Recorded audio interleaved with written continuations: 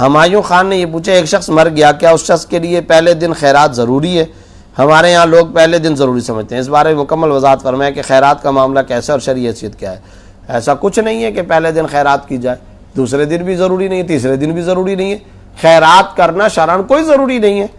یہ تو بعد کے جو ورثاء ہیں ان کی محبت پر ہے، اگر وہ ورثاء اپنے مال سے، اب وہ مرحوم کے ترکے سے نہیں، اپنے ذاتی مال سے یا مرحوم کے ترکے میں سے کوئی اپنے ذاتی حصے سے اگر مرحوم کے لیے خیرات کرنا چاہتا ہے، صدقہ کرنا چاہتا ہے تو بہت اچھی بات ہے، کر سکتے ہیں، لیکن اس کے لیے کوئی دن متعین نہیں۔ آپ 5ویں دن کریں، 10ویں دن کریں، دوسرے دن کریں، پہلے دن کریں، جب بھی کریں، لیکن یہ کہنا کہ پہلے دن ہی ضروری ہے یا تیسرے دن ہی ضروری ہے، شریعت سے اس کا کوئی ثبوت نہیں ہے، نہ ہی یہ شرعاً لازم اور ضروری ہے۔ یہ آپ کے اپنے اختیار پر ہے، آپ صدقہ کرنا چاہیں کر سکتے ہیں اور کرنا چاہیے، یقیناً اس کا بہت بڑا اجر و ثواب ہے اور مرحوم کے لیے اس کا بہت بڑا فائدہ، ذخیرہ نجات، ذخیرہ آخرت، ذخیرہ بخشش ہے، اس لیے کرنا چاہیے، لیکن اس کے لیے کوئی دن متعین نہیں ہے اور ہر شخص اپنی مرضی کے مطابق اپنے ذاتی مال سے کر سکتا ہے۔ انعام الرحمان صاحب نے پوچھا اگر والدین میں سے کوئی فوت ہو جائے تو ان کو ایصال ثواب کا بہترین طریقہ کیا ہے؟ سب سے بہترین طریقہ ہے ان کے لیے دعائے مغفرت کی جائے، پہلا کام۔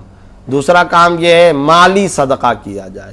مالی صدقے سے مراد پانی کا انتظام کر لیں، کنواں کھود لیں، پیسے دے دیں، خیرات دے دیں، مال دے دیں، کپڑے دے دیں، کھانا کھلا دیں، راشن دے دیں، یہ مالی صدقات ہیں۔ نفلی حج اور عمرہ کروا لیں، کر لیں۔ تیسری صورت یہ ہے کہ آپ بدنی عبادات، نفلی عبادات ان کے لیے انجام دیں، مثلا آپ ذکر کریں، تلاوت کریں، نفل نماز ادا کریں اور ان کے لیے جتنا ہو سکے آپ نوافل کا اہتمام کریں، ذکر کا، تلاوت قرآن کا اہتمام کریں، یہ بھی کر سکتے ہیں۔ یہ تینوں طریقے ہیں، ان میں سب سے بہترین طریقہ دعا کا اور مالی صدقے کا ہے، یہ سب سے زیادہ بہترین طریقہ ہے اور اس کو اختیار کرنا چاہیے۔